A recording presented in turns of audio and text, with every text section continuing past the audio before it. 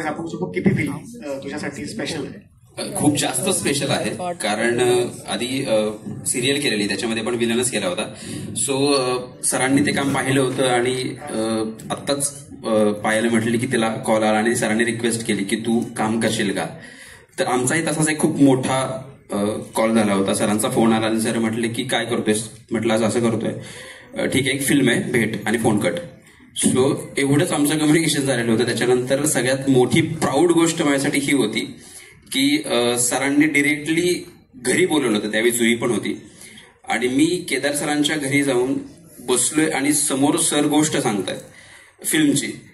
So ती गोष्ट आवडत होती ही वेगळी गोष्ट, पण मी त्या घरात जाऊन सरांसमोर बसलोय आणि ती गोष्ट ऐकतं ही माझ्यासाठी इतकी महत्वाची गोष्ट होती, इतकी प्राऊड फील होणारी गोष्ट होती की त्यावेळी मी ढगात होतो.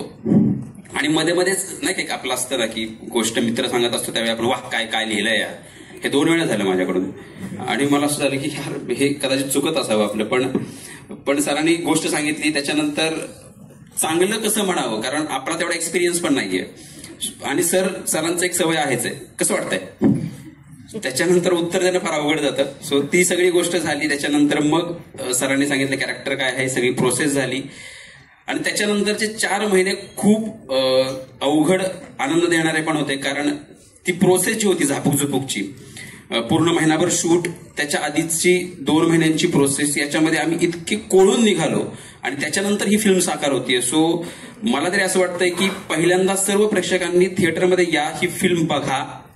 त्याच्यानंतर जो तुम्हाला फील येईल तो कदाचित मराठी फिल्ममध्ये आतापर्यंत आलेल्या फिल्मपेक्षा खूप वेगळा असेल.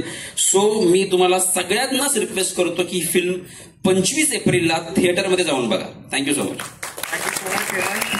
दिस डिसिजन आणि आय लव्ह दिस डिसिजन. दुसरं म्हणजे सेटवर गेल्यानंतर सरांची जिद्द, सूरजची पॉझिटिव्हिटी, याच्यावरनं मला आता अजून पॉझिटिव्ह वाटतंय. आणि सरांनी जे दुसऱ्या चित्रपटासाठी पण माझा विचार केलाय, तर त्याबरोबर तिसऱ्याही चित्रपटासाठी दुसरं प्रॉमिस झालेलं आहे. आता इथे सगळ्यांनी रेकॉर्ड केलेलं आहे. एवढं बोलून मी माझे 500 शब्द संपवतो.